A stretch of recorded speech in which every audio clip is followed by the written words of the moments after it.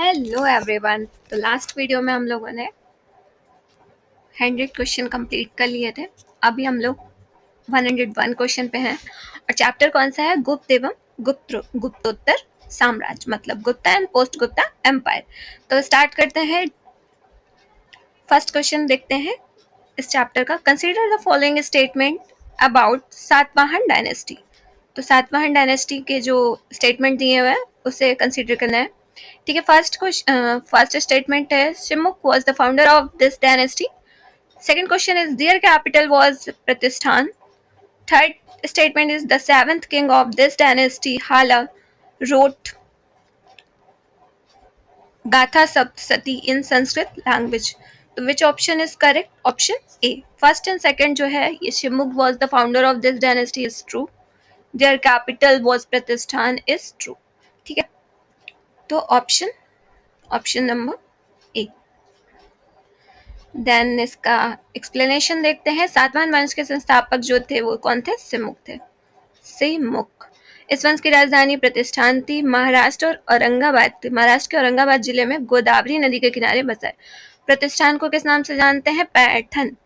इसमें वंश के कितने राजा है? 17 नंबर राजा जो थे राजा हाल थे। सालिवान ने प्राकृत भाषा में, किस भाषा में? प्राकृत भाषा में गाथा सप्तशती लिखा। गौतमी सातकर्णी सातवाहन वंश के सबसे प्रतापी राजा थे। ठीक है। इसके बाद हम देखते हैं नेक्स्ट क्वेश्चन।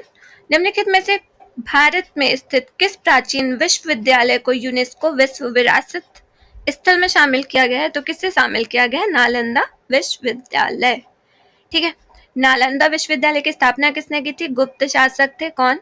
कुमार गुप्त प्रथम। ठीक है। मध्य में करवाया था। यह विश्वविद्यालय भारत के बिहार राज्य में नालंदा जिले में राजगीर में स्थित है। 15 जुलाई 2016 की नालंदा विश्वविद्यालय को विश्व विरासत में शामिल किया गया। तो कब शामिल किया गया? 15 जुलाई 2016। नालंदा मध्य विद्यालय का पुरातात्विक स्थल भारत के उत्तरी पूर्वीय राज्य बिहार में स्थित है। नेक्स्ट क्वेश्चन देखते हैं। राष्ट्रकूट वंश के संस्थापक कौन थे? तो कौन थे? दंती दुर्ग या दंती वर्मन। ठीक है। राष्ट्रकूट वंश के संस्थापक दंती दुर्ग था। इनकी राजधानी मान्यखेत शोलापुर महाराष्ट्र थी। एलोरा की प्रसिद्ध कैलाश मंदिर का निर्माण राष्ट्रकूट शासक कृष्ण प्रथम ने करवाया। ज्ञात हो कि कन्नौज के त्रिपक्षीय संघर्ष में राष्ट्रकूट, गुर्जर प्रतिहार, बंगाल के पाल शासक शामिल थे। ठीक है। नेक्स्ट क्वेश्चन देखते हैं। निम्नलिखित में से कौन सी हर्षवर्धन की पहली राजधानी थी? तो कौन सी थी? थानसेन। Option B. राजवर्धन की मृत्यु के बाद 606 ईस्वी में 16 वर्ष की अवस्था में हर्षवर्धन थानेश्वर की गद्दी पर बैठा। हर्षवर्धन ने शशांक को पराजित कर कन्नौज पर अधिकार कर लिया था। उसे अपनी राजधानी बनाया। हर्ष को शिलादित्य के नाम से भी जाना जाता है। ऐसे भी पूछ सकते हैं शिलादित्य कौन है? तो वो है हर्षवर्धन।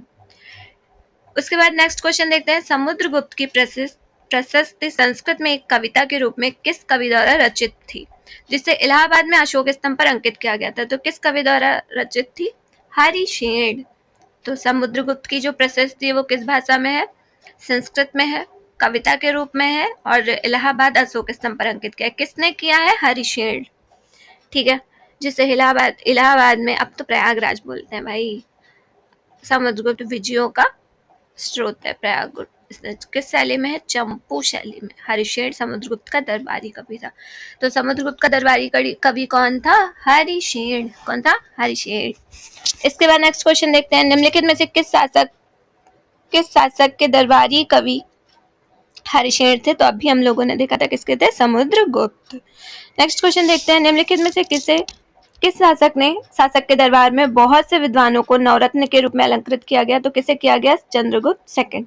चंद्रगुप्त सेकंड के दरबार में बहुत से विद्वानों को नवरत्न के रूप में, नवरत्न देखो इनके नाम जो है ना इंपॉर्टेंट होते हैं। विद्वान कौन थे? धन्वंतरी, छपड़क, अमर सिंह, शंकु, घटकपर, कालिदास, वेताल भट्ट, वरु, रुचि, वर, मिहिर उज्जैन में विक्रमादित्य के दरबार में थे।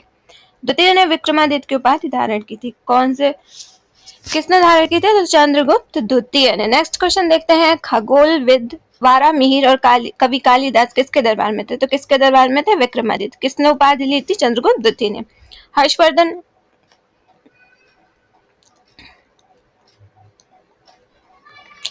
इसके बाद देखते हैं। हर्षवर्धन के शासनकाल में निम्नलिखित में से कौन सी नई राजधानी थानेश्वर से, ये हम लोगों ने अभी देखा था, कन्नौज ने किया था, तो इसका एक्सप्लेनेशन हम लोग देख ही चुके हैं, बट फिर से देख लेते हैं। हर्षवर्धन प्राचीन उत्तर भारत का सम्राट था जिसने 600 से 647 तक शासन किया। पुष्यभूति वंश, इन्होंने अपने शासनकाल में अपनी राजधानी थानेश्वर से कन्नौज से शासन किया, और जब बैठे थे तब किसको बनाया था, थानेश्वर को।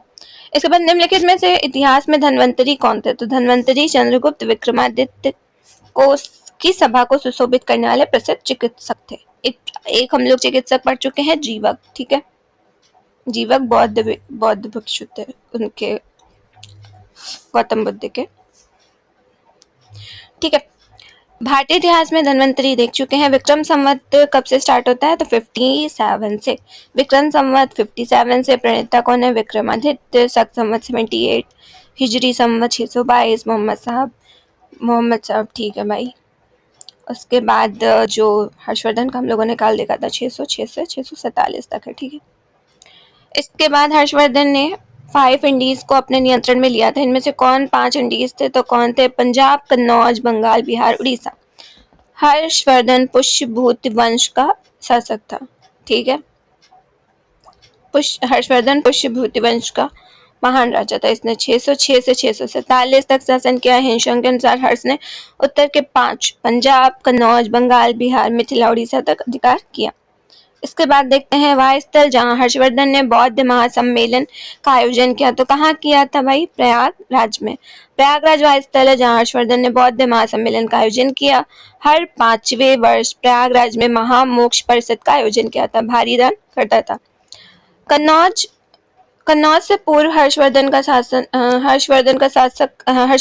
का शासक था, तो कहाँ का था, थानेश्वर, ठीक है, ओके, थानेश्वर का था, ऑप्शन डी, ठीक है। ये हम लोग देखिए। चलिए, गुप्त काल की प्रसिद्ध महिला शासक कौन थी, तो भाई कौन थी, प्रभावती गुप्ता। गुप्त काल की प्रसिद्ध महिला कौन सी थी, प्रभावती गुप्ता गुप्त वंश की शासक चंद्रगुप्त द्वितीय की पुत्री थी। इनका विवाह वाकाटक वंश के रुद्रसेन से हुआ था।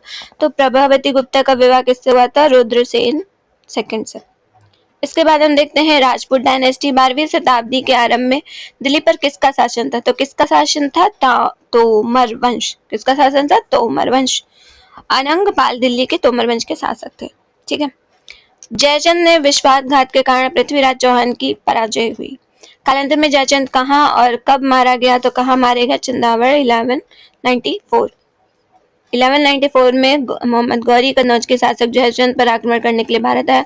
कन्नौज और इटावा के बीच चंदावर नामक स्थान पर गौरी और के बीच युद्ध हुआ। जयचंद पराजित हुआ, मारा गया। कन्नौज के राठौर वंश का शासक जयचंद ने तराइन के द्वितीय युद्ध में पृथ्वीराज चौहान का साथ नहीं दिया था क्योंकि उसकी पुत्री का अपहरण किया गया था।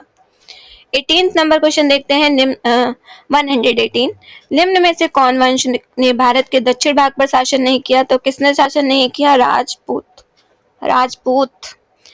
वंश ने दक्षिण भाग पर शासन नहीं किया। 7 से 12वीं शताब्दी तक राजपूत काल कहलाते हैं।